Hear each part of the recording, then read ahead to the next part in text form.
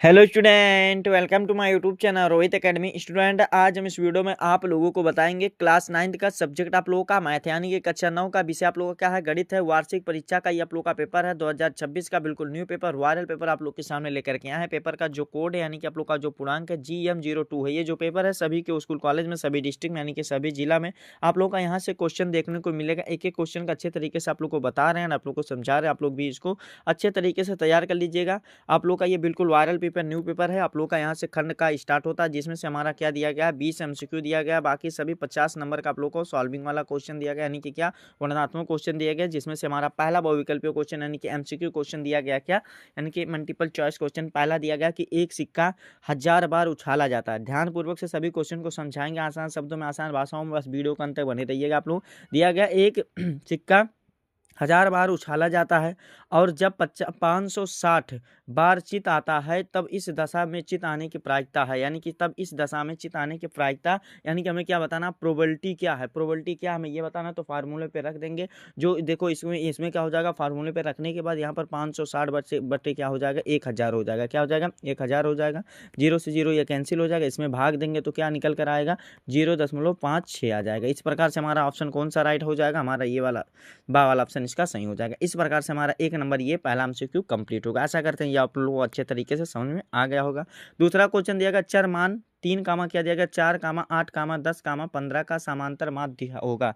यानी कि इसका समांतर माध्य क्या होगा हमें ये बताना, तो इसको भी समांतर माध्य यानी कि जो अर्थमेटिक मीन का जो फार्मूला होता है यानी कि सूत्र होता है उस पर रख देंगे। तो जो इसका राइट आंसर यानी कि प्रेक्षणों का कुल योग निकल कर जो आएगा, टोटल ऐड करेंगे तो 40 निकल कर आएगा। और प्रेक्षणों की कुल संख्या कितनी हो जाएगी, हमारा क्या हो जाएगा, 5 हो जाएगा। तो 5 बटे क्या हो जाएगा, ये हो जाएगा 8 पंचे 40 हो जाएगा, जो कि 8 आंसर हमारा निकल कर ये वाला भी कंप्लीट हो जाएगा। यानी कि आ वाला ऑप्शन हमारा इसका भी कंप्लीट हो जाएगा। ठीक है बाबू, आप लोग के लिए, आप लोगों के डिमांड पर पेपर का सोल्यूशन यानी कि वीडियो प्रोवाइड करते हैं, लेकिन आप लोग वीडियो को शेयर नहीं करते हैं। तो आपको एक ही काम करना, इस वीडियो को क्लास 9 यानी कि कक्षा 9 के जितने भी स्टूडेंट होंगे उनके पास अधिक से अधिक जरूर शेयर करके पहुंचा दीजिएगा सभी स्टूडेंट के पास। ठीक है, चैनल पर नए होंगे चैनल को सब्सक्राइब कर लेना है और हमारे टेलीग्राम चैनल को भी ज्वाइन कर लीजिएगा। वहीं पर सभी PDF का, पेपर का PDF हो या इंपॉर्टेंट क्वेश्चन हो या नोट्स हो, कोई भी टॉपिक हो, तो वहीं पर सभी PDF नोट्स आप लोग को भेजे जानते हैं। तो डिस्क्रिप्शन बॉक्स में लिंक दिया गया, टेलीग्राम चैनल को जल्द से जल्द जाकर के ज्वाइन कर लीजिएगा।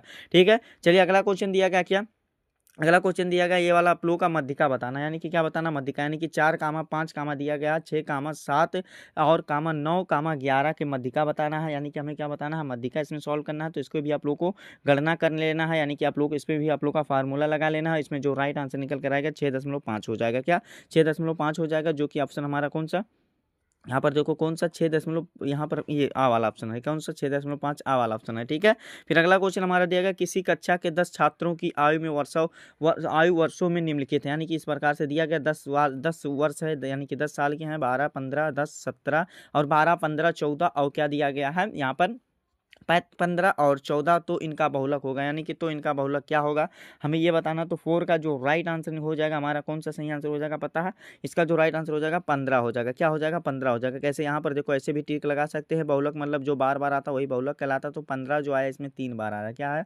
सबसे अधिक बार जो आया है 15 आया। तो इस प्रकार से भी दिमाग लगा सकते हैं, कंप्लीट हो जाएगा। ठीक है, समझ में आ गया ना। फिर अगला क्वेश्चन देखिए क्या दिया गया है, यहाँ पर 5वां क्वेश्चन दिया गया, यदि किसी गोले की त्रिज्या यानी कि रेडियस दिया गया क्या 2r होता है तो उसका आयतन होगा। तो उसका आयतन क्या होगा हमें ये बताना है। तो इसको जो सॉल्व करेंगे राइट आंसर निकल कर आएगा 32 बटे क्या हो जाएगा 3 पाई हो जाएगा, जो कि ऑप्शन हमारा कौन सा डी वाला ऑप्शन इसका राइट हो जाएगा। ठीक है, समझ में आ गया ना। फिर अगला क्वेश्चन हमारा 6 वाला यानी कि छठा क्वेश्चन दिया गया, एक घन का आयतन 8 सेंटीमीटर है।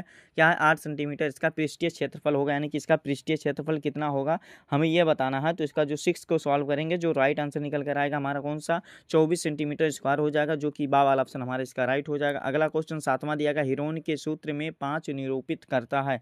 यानी कि 5 किसको निरूपित करता है हमें ये बताना। तो इसका जो राइट आंसर हो जाएगा त्रिभुज का अर्थ परिमाप को निरूपित करता है, जो कि बा वाला ऑप्शन हमारा राइट हो जाएगा। यानी कि बी वाला ऑप्शन हमारा इसका सही हो जाएगा। अगला क्वेश्चन 8वां क्वेश्चन यानी कि 8 वाला क्वेश्चन दिया गया, वृत्त की कोई जीवा त्रिज्या के बराबर है, जीवा द्वारा दीर्घ खंड से बनाए गए कोण की माप होगी। यानी कि कोण की माप कितनी होगी हमें ये बताना। तो इसका जो सही आंसर हो जाएगा कितना राइट आंसर हो जाएगा, बा वाला ऑप्शन राइट हो जाएगा 30 डिग्री हो जाएगा। यानी कि 30 आप लोगों का हो जाएगा डिग्री, यानी कि अंश हो जाएगा, जो कि हमारा बा वाला ऑप्शन राइट हो जाएगा। अगला क्वेश्चन 9 वाला यानी कि 9वां क्वेश्चन हमारा यहाँ पर दिया गया, क्या देखिए दिया गया कि किसी वृत्त का व्यास 34 सेंटीमीटर है, तो एक जीवा की लंबाई 16 सेंटीमीटर है। तो केंद्र से जीवा की दूरी होगी, यानी कि केंद्र